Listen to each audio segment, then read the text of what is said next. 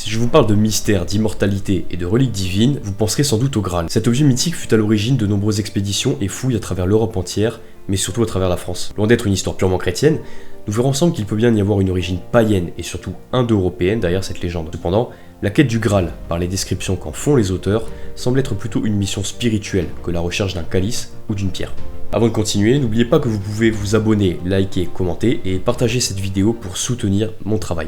C'est entre 1181 et 1191 que l'on entend pour la première fois parler du Graal, avec l'histoire intitulée Perceval ou le conte du Graal écrit par Chrétien de Troyes. Ce livre avait été commandé par son mécène, Philippe d'Alsace, qui était alors comte de Flandre, mais en raison de la cessation de paiement, Chrétien de Troyes a décidé de ne pas achever son histoire. Au cours de cette histoire, justement, au cours de ce roman, Perceval doit se rendre dans un château dans lequel il avait été invité par un mystérieux personnage, château qu'il ne trouve pas. Malgré le fait que Perceval ait suivi les indications de cet étranger, de cet homme mystérieux, il ne trouve pas le château, jusqu'à ce que le brouillard se dissipe et que la demeure du roi se révèle aux yeux de Perceval. Ce roi, pour moi, il fait écho un petit peu au vieux roi de Tulé que Wolfgang von Goethe nous a raconté. Il nous a raconté son histoire au travers de la ballade du roi de Tulé, qui lui aussi possède une coupe en or, nous allons le voir juste après. C'est exactement comme ce vieux roi dans ce château. Notre héros est donc invité par l'homme mystérieux qui n'était autre que le roi du château. Au cours de la soirée, Perceval prend part à un festin qui est absolument inépuisable. Les plats et les vins sont extrêmement variés. Ça fait écho pour moi au chaudron du Dagda. Il faut savoir que le Dagda, c'est l'un des dieux principaux, même peut-être le dieu principal de l'Irlande. C'est un dieu qui vient du nord, qui vient de l'Hyperborée. Hyperborée dont j'ai parlé dans un post sur Instagram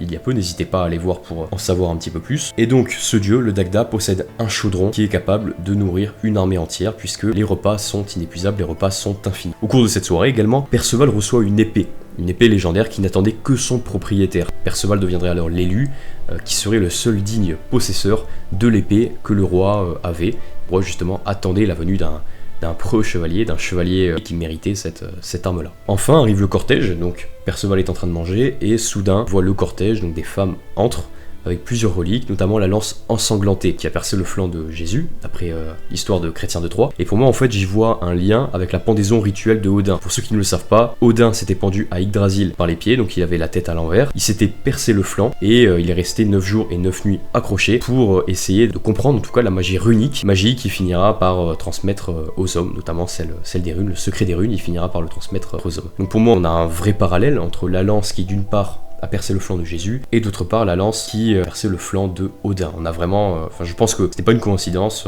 j'y vois vraiment un lien. Dans ce cortège aussi, il y a des femmes avec des chandelles. On peut y voir le symbole du feu, de la connaissance, de la vitalité, tout ça lié au Graal, qui nous montrerait que le Graal alors serait quelque chose de très divin, serait vraiment une d'illumination, un peu une quête ultime. Mais surtout, ce qui est important de comprendre, c'est que dans les rituels chrétiens, que ce soit la messe ou d'autres rituels, finalement, nous n'avons jamais l'intervention de femmes. Nous parle de figures féminines qui dirigent ce genre de procession. Et en fait les femmes n'officient pas dans la religion chrétienne, ce qui prouve que là on est vraiment face à un rituel qui est purement païen, qui est purement indo-européen, puisque les femmes qui tiennent des chandelles, puisqu'elles sont plusieurs, sont les actrices de cette procession, plutôt de cette cérémonie. Et enfin, c'est suite à ça que Perceval aperçoit le Graal, il aperçoit une sorte de calice, une sorte de vase, qui est serti de pierres précieuses et qui est en or. Les pierres précieuses sont bien sûr les plus rares, c'est ce que Chrétien de Troyes nous dit, ce sont les plus rares, donc ce qui atteste de la valeur inestimable de cette relique. Un peu plus tard, Wolfram von Eschenbach, désolé pour la prononciation, c'est un chevalier et poète allemand et il nous donne une autre vision. D'après lui, le Graal provient d'un texte écrit par un sage musulman. Des anges finalement seraient venus sur terre, auraient laissé la pierre avant de repartir. On peut faire écho à une autre croyance avec des personnages qui viennent des cieux. On peut penser aux Anunnaki sumériens, viendraient des cieux. En fait là il faut plutôt voir, en tout cas pour les Anunnaki, une provenance plutôt du nord, des montagnes du nord. Si vous regardez un peu où est situé l'Empire sumérien, où était situé l'Empire sumérien, il y avait des montagnes au nord, c'était des Indo-Européens qui seraient descendus du nord, qui seraient descendus des montagnes pour apporter la civilisation, et ils auraient été divinisés comme ils ont été divinisés à beaucoup d'autres endroits. Et par contre, cette question de pierre, ça peut aussi faire écho à la pierre de foudre. Pour ceux qui ne savent pas, la pierre de foudre, c'est une pierre qui se forme parfois lorsqu'un éclair vient frapper le sable. Ça finit par cristalliser, par former une sorte de roche, donc peut-être aussi que ce serait une référence à cette fameuse pierre de foudre. Et on apprend dans cette même version du Graal, par Wolfram, que la pierre du Graal est à la fois racine et branche. On peut y voir une sorte de paradoxe qui est à la fois commencement et fin, naissance et mort, mais surtout commencement et fin. On pourrait y voir vraiment quelque chose de très divin, mais divin pas dans le sens immortel, puisque le but du Graal serait d'atteindre l'immortalité. Enfin, le Graal aurait comme fonction de donner l'immortalité à certaines personnes. Je pense même que le Graal engendrerait aurait l'intemporalité. Dans la démarche que j'en ai, la démarche vraiment spirituelle, pas la démarche qui est physique, vraiment. C'est vraiment quelque chose de très spirituel à mes yeux, et donc ce serait l'intemporalité. L'intemporalité, en fait, se distingue de l'immortalité par le fait qu'elle ne comprend pas plutôt la question de naissance ni la question de mort. Pour l'immortalité, si on prend l'exemple d'un dieu qui est immortel, il a eu une naissance, mais il n'aura pas de mort, il ne mourra jamais. En ce qui concerne l'intemporalité, c'est qu'il n'y a ni naissance ni mort. Vraiment la question d'éternité, comme par exemple le divin que l'on peut voir dans la Bhagavad Gita. J'y reviendrai juste après.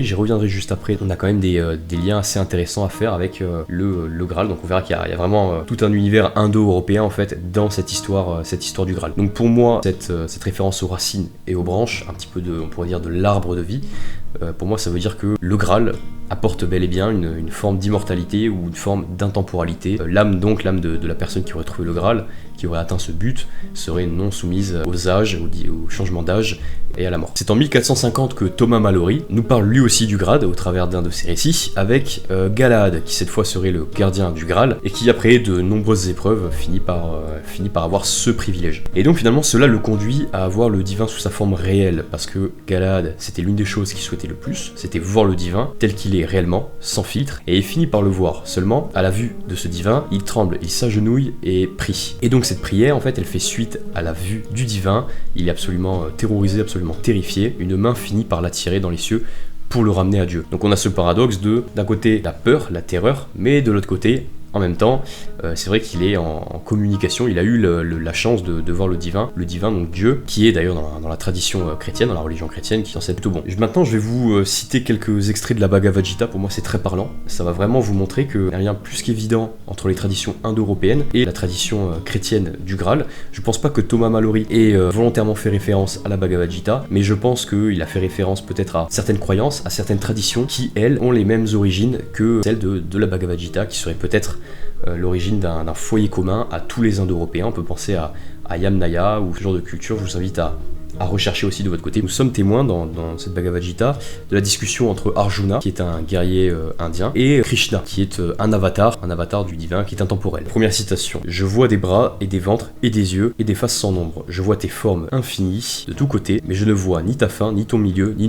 ton commencement, Ô Seigneur de l'univers, ô forme universelle. Donc on a vraiment cette idée de divin qui est tout, qui est absolument tout, qui est dans toute la matière, mais qui est aussi dans tous les sentiments, dans tous les mots, dans toutes les énergies, dans toutes les émotions. Et il en vient à dire: tout l'espace entre terre et cieux est occupé par toi seul. Quand il la voit, cette forme tienne, féroce et foudroyante, tous les trois mondes sont en peine et souffrent, ô toi, puissant esprit. Donc c'est pour ça que je trouve ça intéressant, c'est parce qu'en fait, il y a encore une fois ce paradoxe entre la volonté de voir le divin, de voir le divin tel qu'il est réellement, et d'autre part, on a cette chose terrible en fait, cette vue qui est absolument terrible pour d'une part Arjuna, de l'autre part Galahad. Les deux d'ailleurs sont des guerriers qui finissent par être initiés par le divin, ce qui est encore une fois pas un hasard, hein. On sait que dans la tradition indo-européenne, le guerrier a une place très importante, c'est même la figure principale des sociétés indo-européennes, c'est vraiment la figure du guerrier. Arjuna et Galahad finissent par voir le divin, les deux sont terrifiés, mais d'un autre côté il y a une forme de contentement d'avoir vu le divin, et finalement qui se transforme en quelque chose de terrifiant. Arjuna aussi finit par s'agenouiller, prier le divin de sa clémence, donc encore une fois on a un parallèle entre les deux, et donc pour moi c'est vraiment ce qui prouve qu'on a une influence indo-européenne et païenne dans cette histoire du Graal.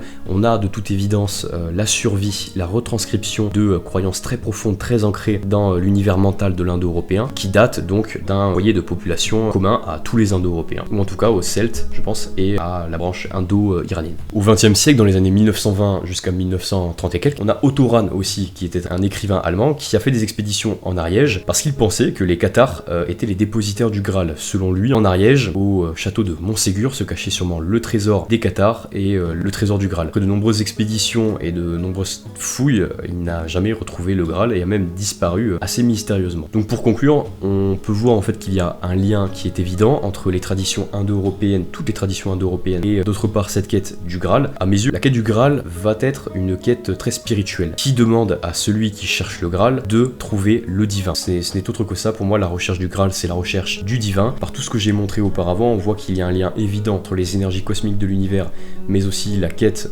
une quête on va dire terrestre, pour atteindre l'immortalité. Or l'immortalité dans les traditions indo-européennes ne s'atteint pas sur cette terre, on sait qu'aucun homme ne peut être immortel, le corps finira par mourir, mais l'âme en revanche est immortelle. Pour atteindre l'immortalité, l'intemporalité, il faut tout simplement rejoindre le divin. Pour le rejoindre, la Bhagavad Gita que j'avais cité un petit peu auparavant, nous dit que le seul et unique moyen, c'est de connaître le divin et de le reconnaître en toutes les choses qui nous entourent. Il y a des énergies du divin dans la matière, dans les concepts, dans les mots, les sentiments, dans les émotions. Le divin est omniprésent et il est absolument tout. C'est la conception qu'on a la Bhagavad Gita. Ce n'est pas la même conception chez toutes les traditions indo-européennes non plus. Dans certains cas, on a l'accession au divin par certaines prouesses réalisées, mais je pense vraiment qu'il y a cette notion en fait de recherche du divin au travers du Graal. Je pense que ce n'est pas tant la recherche d'un objet, d'un calice ou d'une pierre. Pour moi, c'est avant tout la recherche d'un idéal, la recherche d'une énergie, la recherche de la vérité. Ça me tenait particulièrement à cœur parce que je trouve que c'est un sujet intéressant. L'histoire du Graal est vraiment très intéressante. On en a beaucoup entendu parler, surtout autour du christianisme, ce qui est normal, mais je pense que la tradition indo-européenne a quelque chose à voir avec ce christianisme. Je vous remercie de m'avoir écouté jusqu'au bout et n'oubliez pas que vous pouvez bien sûr liker, commenter, partager et vous abonner pour soutenir mon travail, ça me ferait vraiment plaisir. Je vous invite vraiment à commenter, à me dire ce que vous en pensez